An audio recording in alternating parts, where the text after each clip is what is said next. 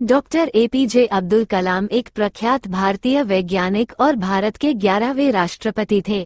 उन्होंने देश के कुछ सबसे महत्वपूर्ण संगठनों डीआरडीओ और इसरो में कार्य किया। उन्होंने वर्ष 1998 के पोखरण द्वितीय परमाणु परीक्षण में भी महत्वपूर्ण भूमिका निभाई। डॉक्टर कलाम भारत के अंतरिक्ष कार्यक्रम और मिसाइल विकास कार्यक्रम के साथ भी जुड़े थे। इसी कारण उन्हें मिसाइल मैन भी कहा जाता है।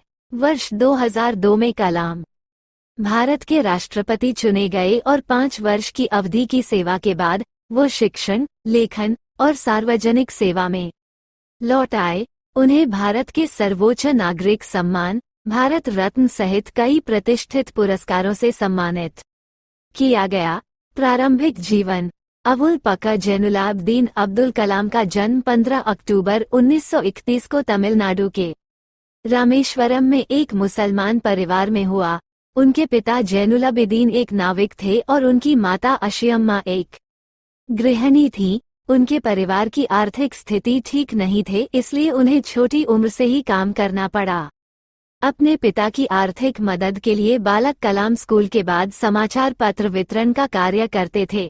अपने स्कूल के दिनों में कलाम पढ़ाई लिखाई में सामान्य थे, पर नई चीज सीखने के लिए हमेशा तत्पर और तैयार रहते थे। उनके अंदर सीखने की भूख थी और वो पढ़ाई पर घंटों ध्यान देते थे।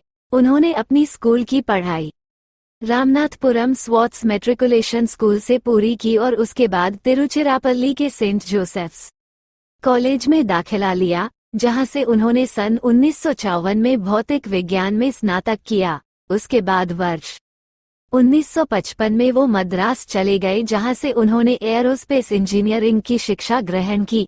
वर्ष 1960 में कलाम ने मद्रास इंस्टीट्यूट ऑफ टेक्नोलॉजी से इंजीनियरिंग की पढ़ाई पूरी की।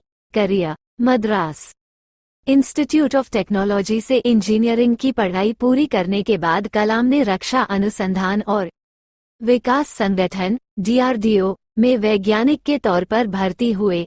कलाम ने अपने करियर की शुरुआत भारतीय सेना के लिए एक छोटे हेलीकॉप्टर का डिजाइन बनाकर किया। डीआरडीओ में कलाम को उनके काम से संतुष्टि नहीं मिल रही थी। कलाम पंडित जवाहरलाल नेहरू द्वारा गठित Indian national committee for space research के सदस्य भी थे। इस दौरान उन्हें प्रसिद्ध अंतरिक्ष वैज्ञानिक विक्रम साराभाई के साथ कार्य करने का अवसर मिला। वर्ष 1969 में उनका स्थानांतरण भारतीय अंतरिक्ष अनुसंधान संगठन इसरो में हुआ। यहाँ वो भारत के सैटेलाइट लॉन्च व्हीकल परियोजना के निदेशक के तौर पर नियुक्त किए गए थे। इसी परियोजना की सफलता के परिणामस्वरूप भारत का प्रथम उपग्रह रोहिणी पृथ्वी की कक्षा में वर्ष 1980 में स्थापित किया गया। इसरो में शामिल होना कलाम के करियर का सबसे अहम मोड़ था और जब उन्होंने सैटेलाइट लॉन्च व्हीकल परियोजना पर कार्य आरंभ किया, तब उन्हें लगा जैसे वो वही कार्य कर रहे हैं जिसमें उनका मन लगता है। 1963 और 1964 के दौरान उन्होंने अमेरिका के अंतरिक्ष संगठन नासा की भी यात्रा की। परमाणु वैज्ञानिक राजा रमन्ना, जिनके देख रेख में भारत ने पहला परमाणु परीक्षण किया, ने कलाम को वर्ष 1974 में पोखरण में परमाणु परीक्षण देखने के लिए भी बुलाया था।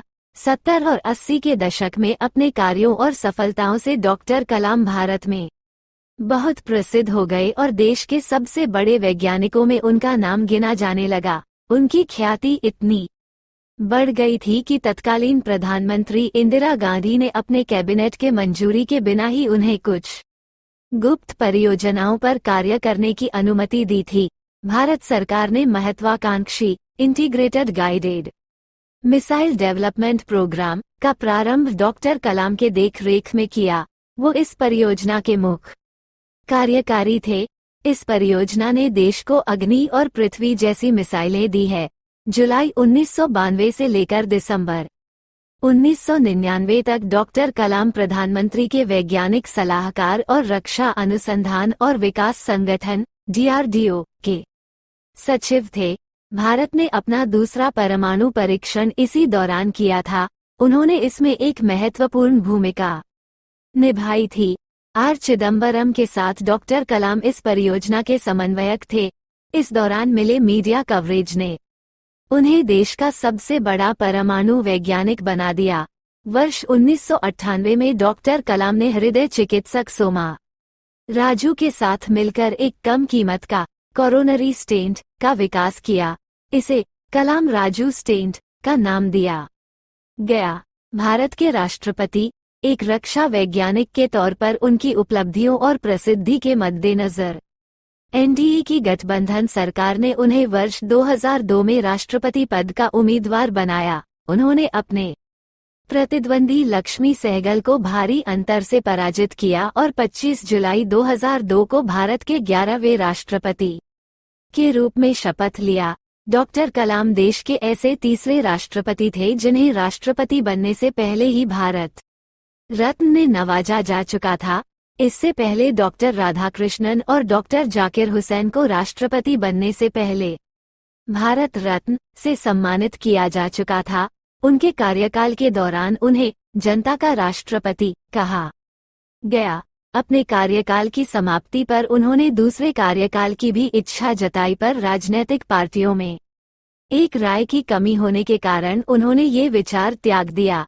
12वें राष्ट्रपति प्रतिभा पाटिल के कार्यकाल की समाप्ति के समय एक बार फिर उनका नाम अगले संभावित राष्ट्रपति के रूप में चर्चा में था, परंतु आम सहमति नहीं होने के कारण उन्होंने अपनी उम्मीदवारी का विचार त्याग दिया। राष्ट्रपति पद से सेवामुक्त होने के बाद का समय। राष्ट्रपति पद से सेवामुक्त होने के बाद डॉक्टर कलाम शिक्षण, लेखन, मार्गदर्शन और शोध जैसे कार्यों में व्यस्त रहे और भारतीय प्रबंधन संस्थान शिल्लोंग, भारतीय प्रबंधन संस्थान अहमदाबाद, भारतीय प्रबंधन संस्थान इंदौर जैसे संस्थानों से विजिटिंग प्रोफेसर के तौर पर जुड़े रहे।